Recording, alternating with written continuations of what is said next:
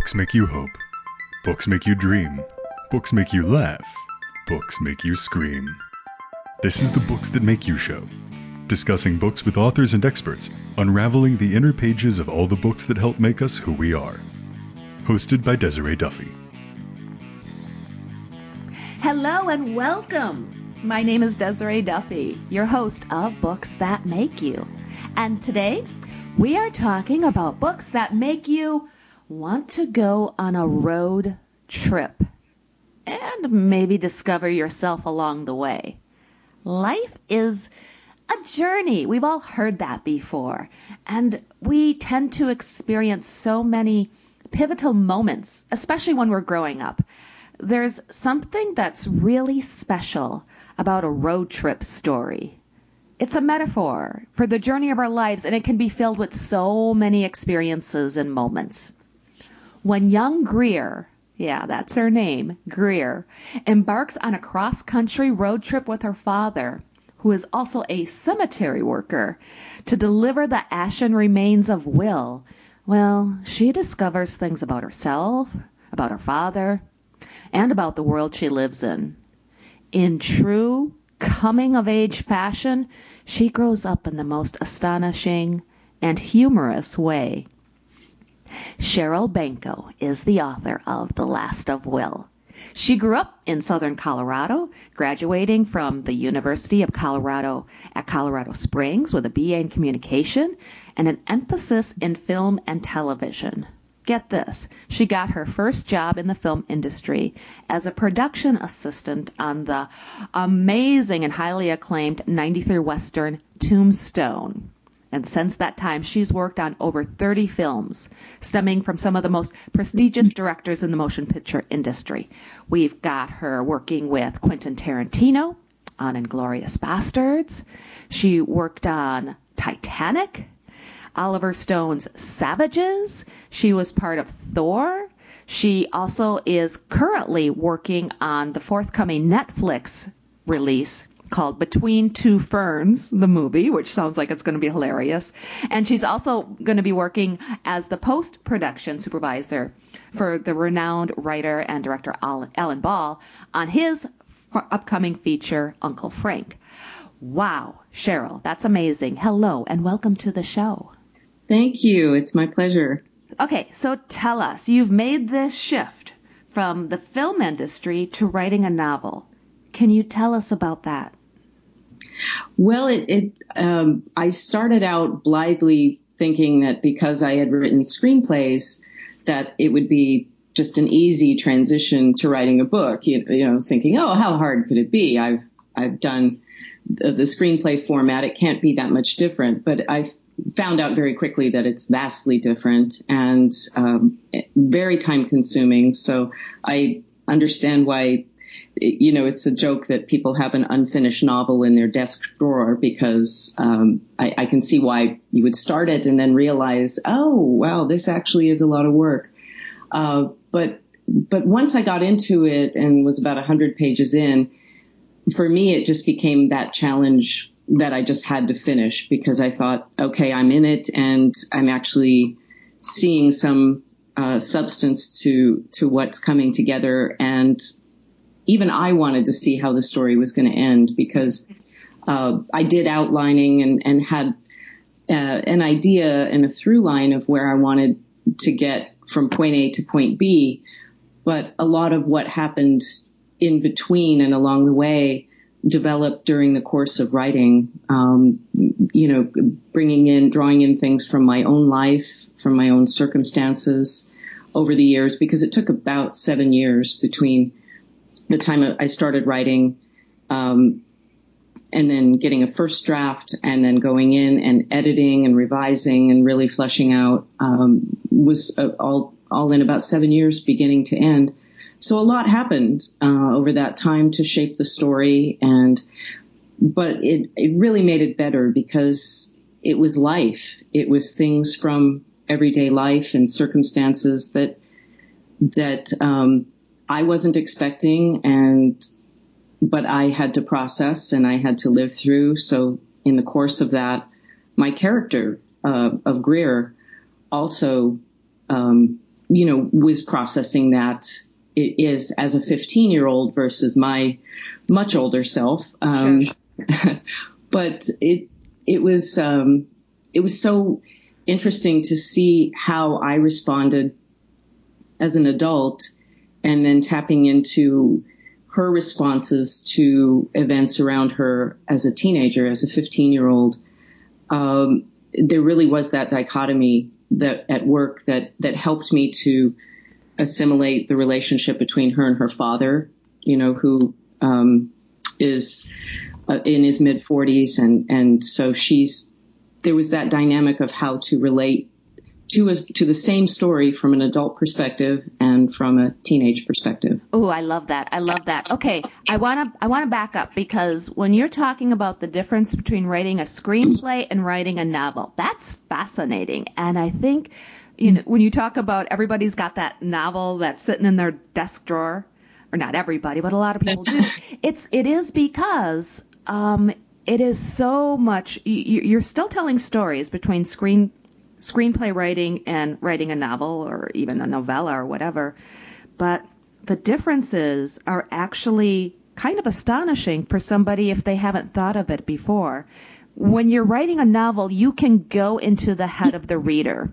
You can show them things in such a way, and they can find that internal dialogue, for example. They get that point of view, whereas in film, you just can't do it that way. And even when writing a script, a lot of times you can't really tell the director, the potential director in the script, that this is what the character is thinking. That's a rather taboo thing to do. So can you talk about how you manage that, segueing from screenplay writer to a novelist, where you had to kind of work out some of those things? Well, it's very true what you're saying, that it is a very different approach in writing a novel or novella, any kind of story, from that perspective, because you really have to convey the world, where the character is in their environment, in their personal space, intellectually, emotionally. You have to create that world for your reader to invite them in. Whereas in a film, it's, you have the visual element that can draw you in without words, without dialogue. And that was one of the most important things I learned when writing screenplays. I worked for a director for about 5 years, and he had been an editor previous to that. And one of the most valuable things he taught me is if you can say it visually, do so. Everything shouldn't have to be spoken and conveyed verbally. So in a book, a lot of writers like Stephen King will create a very visual world that draws you in, and he's a master of it, creating a visual world with text. One of the things that people had always told me about my screenplays is that I had a strength in writing dialogue.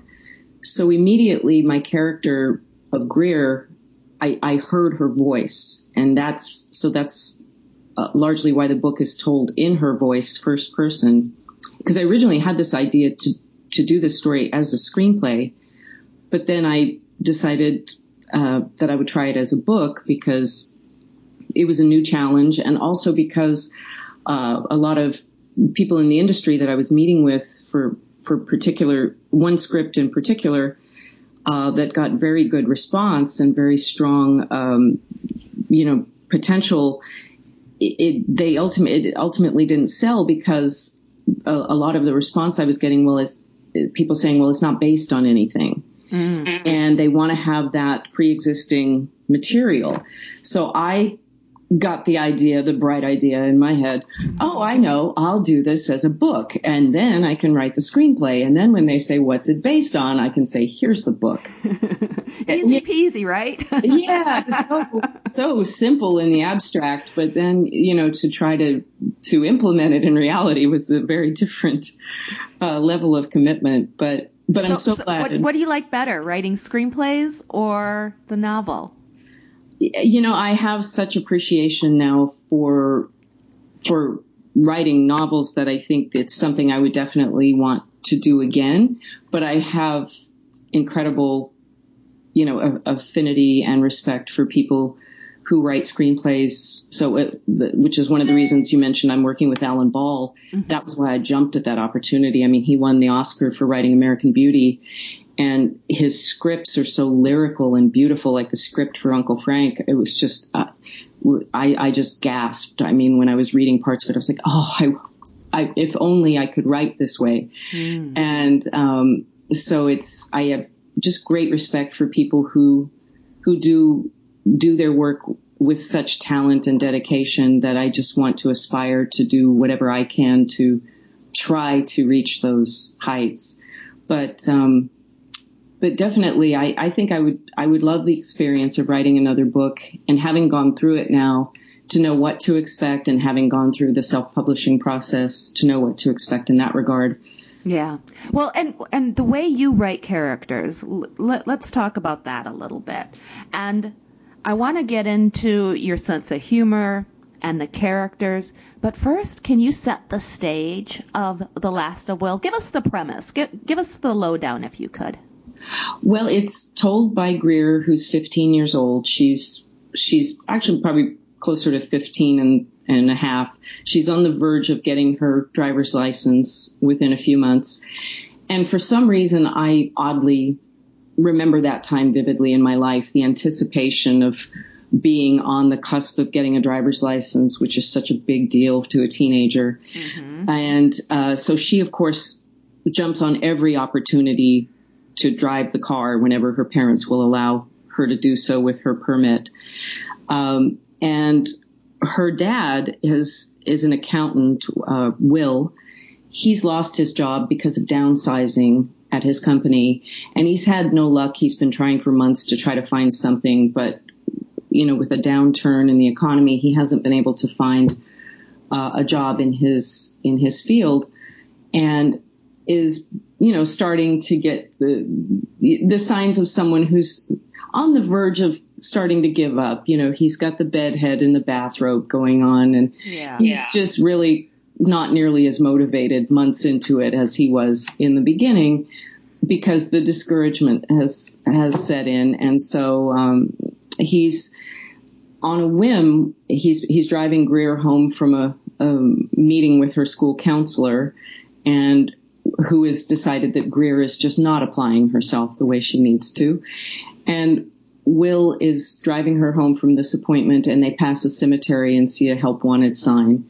And on a whim, he peels into the cemetery, goes in, interviews on the spot, and gets the job as a groundskeeper, which is essentially a gravedigger, among other things. Yeah. And I love that, too, because as you're reading it, I'm like you. I went back to my 15-year-old self, and I totally got Greer. I totally got the attitude and the snark and everything. But then as an adult, I'm reading this going, I feel so bad for this guy. And to have that conflict between the father and the daughter, she's rolling her eyes and like, oh my gosh, Dad, how can you do this? But then here's this guy who's just doing everything he can to support himself and his family. And it's a really wonderful juxtaposition that you've got there. Yeah, and I remember my own parents. My dad lost his job at a steel mill in the 80s when I was a teenager growing up. And I remember what that was like. My mom was a teacher, and she didn't, teachers tragically are not paid anything near what they should be.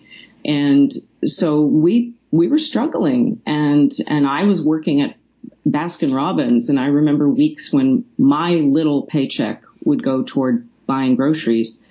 So I saw what my dad went through, and he was an accountant at the steel mill. And so he took jobs doing taxes during tax season at H&R Block and different little jobs that he could find here and there, because they did what they had to do to support the family. And so I remember distinctly that making an impression on me as far as what they went through, and how it created this dynamic of just, I think, a work ethic in my mind that yes, you do what you have to do to make things right in your life, and you sacrifice however you need to for your family and those you who trust you and count on you. And so that's what she sees in her dad, and he instills some of that in her, unknowingly to her, but he does. And where does the humor come from? Because she has got a little attitude and she's sarcastic. And is that you? That's you, right? I think, well, yeah, I've always been, I was voted class clown in my high school yearbook. So I'm sure that has some bearing on it. But my family just, we've got a lot of funny people in my family. My grandma was a writer, and my grandma was one of the funniest people I've ever met. And actually Greer's grandmother in the book is very largely based on my grandma. Some of the things that her grandma does actually were things that my grandma did. So I just think that humor is just a way of coping, with everything, with pain, with, illness, with death. I think you have to find a glimmer. I think part of the pathway of finding a glimmer of hope and healing is to be able to laugh and to find the humor, not to laugh at something in a callous way, but just to laugh in a way of acceptance, of like acknowledging that life isn't perfect. There are going to be things that happen all the time that we're not prepared for, that we're not happy about. But if you can find a way to just keep a sense of humor throughout, I think that just helps you to just realize your way through. Oh, yeah. It's a stress reliever. It's healthy for us to sit back and laugh sometime. Mm-hmm. Otherwise, the world will definitely get us down. Exactly. One of the things that I really like, too, is you've set up a situation that is just brimming with opportunities for mm-hmm. humor. I mean, she's going on this cross-country trip with this guy named Will, who's, it's his ashes. He left in his will that he wasn't to fly ever, ever, ever. So this is like this kind of crazy idea of this deceased person. But in a way, he is a character in the book, too, because, talk about that. Talk about Greer's relationship with Will as well as her father, and then some of the characters that they meet along the way, because you've got this just amazing cast of characters that she runs into. Well, I think everyone's life includes a cast of characters. When you look around at your friends, your family, your neighbors, your coworkers, we all kind of have that roster of people in our life, and sometimes you meet the most precious people in your life in the most unexpected ways. And Greer goes on this road trip very begrudgingly, because she just wants no part of this. It's her and her dad in a van with an urn of ashes of this man who shares her dad's name. She sees the paperwork that says his name was William, and so there's already that tie to her dad, who's just trying to do his job and trying to respect this man's privacy, and saying we can't pry into his life. We can't. It's none of our business. But she becomes increasingly curious about, well, why would somebody choose to have strangers drive them? And, he had a fear of flying in life. So do you really think he's going to notice now if he has to be driven or not? Mm-hmm. But her dad keeps trying to impress upon her that these are not your questions to ask. It's not our business. You need to stay out of it, and I just have to do my job. And she's forced to go with her dad because it falls over her spring break. So that is another element to it, that she is just not happy having to give up her spring break while all of her friends are off doing fun stuff. So they, of course, break down in Middle America in farm country. They're driving from Colorado to try to get him to his funeral in Michigan. And they are stranded in this little farm town. And she, is already judgmental about the environment. And the locals. They meet, several local characters, one of them being a teenager that she's named Linus, that she's convinced she had gone to school with, and he's now pretending to be somebody else or has adopted a new identity. And she's entrenched in that idea. So she calls him Linus, even though he keeps insisting that's not his name, because she says, no, you're the guy I went to the guy I went to junior high school with. I know you are. But he becomes sort of her counterpart in this small town atmosphere, and to her surprise becomes a friend and sort of a co-conspirator along the way of trying to get William to his funeral. But I think she just sort of realizes that there is a world beyond what you know, and especially as a child and as a teenager growing up, I was lucky that my parents always took us on trips and made a real effort for us to get out and see the world beyond our bubble that we lived in.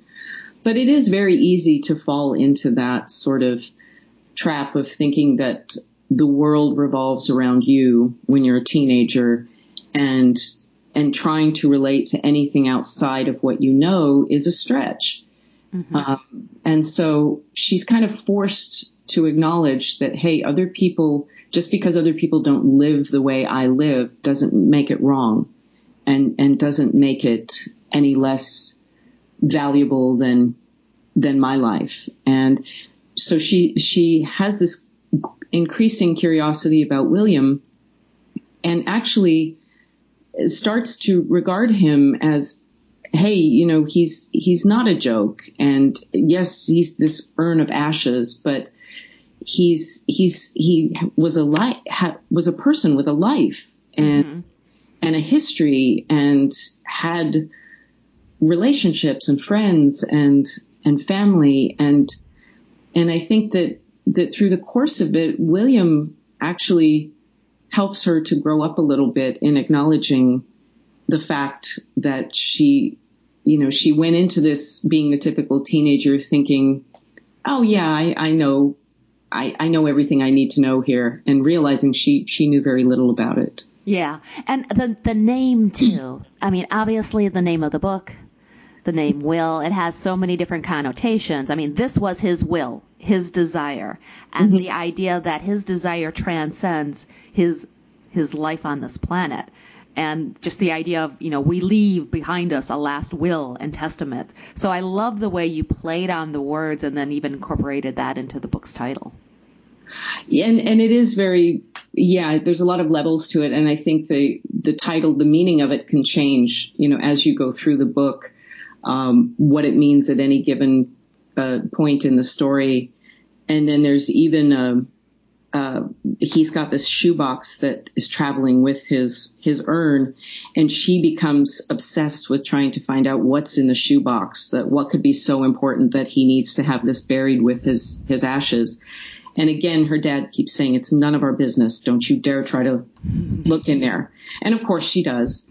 And yes. one of the items in there is, it's a wooden foot form that is used by shoemakers. If you've ever, gone into a shoe, there's some of the newer, or more funky, clothing stores will even have like the wooden. Mm-hmm. I've seen them. Yeah. Oh, they're called a last. Uh-huh. And I found that out by accident, just by Googling the word last when I was writing this, and found out that that's what it was called. And I had previous to that had kept thinking about the connotation of footsteps, our steps throughout this life that take us in a new direction. Mm-hmm. So again, it just became another layer of it. And so I wanted to incorporate that into it, that, it's his last will, it's his last wishes, it's the last that is going with him. And it's also the last of Will, her dad, that he is leaving behind this phase of his previous life and going in a new direction of his own. So there's many levels to the entire connotation of the last of Will. And speaking of those layers, there's something really beautiful that you did, a bit of an homage. Would you like to, can you peel back the layer on that, something that the, average person might not realize, but if you're in Hollywood, it's something that that's clever. It's, it's something that's very special to me that's in the book. I've had in my film career, you mentioned that I had the great privilege of working with, on the Quentin Tarantino film Inglourious Basterds. Quentin, and probably a lot of cinephiles would know this, Quentin had a long running affiliation with his editor, Sally Menke, who was just regarded as one of the masters of her craft and was an extraordinarily talented woman. It was such an honor for me on that movie to get to know Sally, to work with her, and just to be embraced by her as a colleague, and just a genuine honor.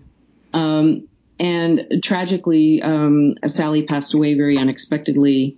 I believe it was in 2010, and it was very hard for the people who had worked with her and knew her to process that someone so formidable was gone.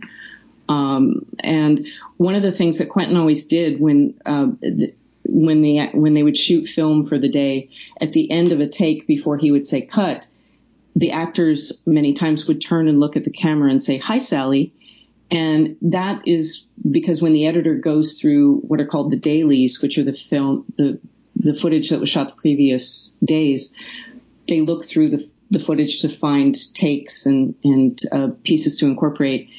He always wanted her to be included in the process rather than just sitting in a dark room looking through reels and reels of film by herself. So that was his way of acknowledging her and including her.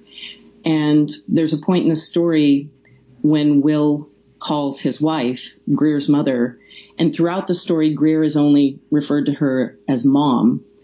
But when Will calls her mom, he says on the phone, "Hi, Sally." And so that was my way of acknowledging Sally's memory and acknowledging the fact that this woman made an impression on me and made an impression on so many, and just a little nod to her life and that's beautiful. Yeah. And there's several names in the book that I did draw from my own life of people who I knew who have since passed away, family members, friends. So it was just my way of acknowledging that, that their lives really meant something special to me, and I wanted to include them. I love that. Tell me a little bit about the cover art, because it is fabulous. It is incredible, yes. Yeah. And everybody loves the cover, and as I knew they would. It was designed with great love, care, and patience, and I say that because of all of my feedback back and forth with him. It was designed by my dear friend Leon Jewson, who is an animator and animation director, who's now in New York. But I've known Leon for years. We worked together on the Scooby-Doo movies, and he's just truly one of my closest, dearest friends. Him and his husband Charlie live in New York. But Leon is one of those people. There's a character in the book called that Greer refers to as the steaming Buddha, and Leon is my steaming Buddha. He is my big sweaty pile of love. He is one of those people that I can call up in any time of day or night, and whatever I need, he is there for me, in any way, shape, or form that I need to get through whatever's going on in my life at the moment. So I called him and I said, "Leon, I would love for you to do the cover art for this." And he just comes up with such inspired things. The goat and the cow that are on the cover were his, his addition to it, and just the beauty of capturing just even the on the cover, there's just the legs and the feet of Greer. But I think even just seeing that, you get a sense of who this kid is. Oh, yeah. And the clown shoes, he added those. And it's just, he's amazing. And the cover just pops with color and life. And that's what I want. And humor.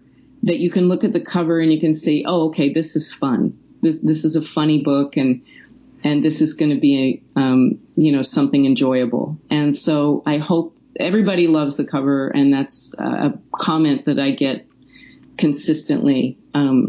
So I feel like he just captured so much of the essence of the story in that image, which is if you miss the point on the cover, then you're not going to draw in your audience. And I just could not be happier with what he did.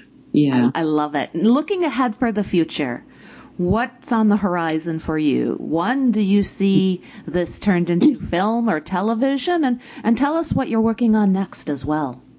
Well, I would truly love to see this done as a movie. So I am going to write the screenplay for it, because I grew up loving John Hughes movies. And one of the things that I thought that I've always appreciated about his work is that you can take a story that even if it's told by a teenager, it's relatable at any age, because I remember watching his movies as a teenager and processing them one way, and now watching them again years later and processing them in a different way, but they're still just as funny and engaging and wonderful as ever. So I definitely would love to see this made into a movie. I'm hoping that, through my history and connections in the film industry, that it can land in the right hands and at the right home to ideally make that happen. And I have another idea that I'm working on right now for a book that I guess the best way to describe it would be sort of like a children's book, but for adults, with ideas that relate to, there's so much going on in our world right now that is stressful and dark and just not I think a lot of people feel like our country is not in a good place right now. And I'm hoping that will change in the next 2 years, that we can turn a corner. But this is a story that, I think is something that is told through the perspective of a character that would be more in a children's book, but told in a way that, everybody can relate to. So where can people find you online and find The Last of Will? Well, it is, the book is available in ebook and paperback on Amazon. I've also had the privilege of it being available in several local bookstores around the Denver area and in Colorado, also at Skylight Books in LA. Book Soup and Romans in Pasadena have it available through order to bring into the store, and also McNally Jackson and the Strand in New York. It's on their websites that you can order to pick up in store. Right. And then also on my website is SherylBenko.com. So I'm on Instagram at Sheryl Benko, and Twitter and Facebook for Sheryl Benko Author. It's an amazing book. Highly recommend. That's The Last of Will from Sheryl Benko, available online from bookstores. Google it. You're going to find it. Once again, my name is Desiree Duffy. Thank you for being with us today on Books That Make You. And you can find out more about us on our website. That's booksthatmakeyou.com. Sheryl's book happens to have several reviews and articles there as well. And you can also follow us on Facebook and Instagram. Until next time, my bookish buddies, please enjoy all of the books that make you who you are. The executive producer for Books That Make You is Desiree Duffy. Produced and sound mastered by Phil Giangrande. Engineering by Dave Nabox. Social media and promotion by Bree Sweeter. For more, visit booksthatmakeyou.com.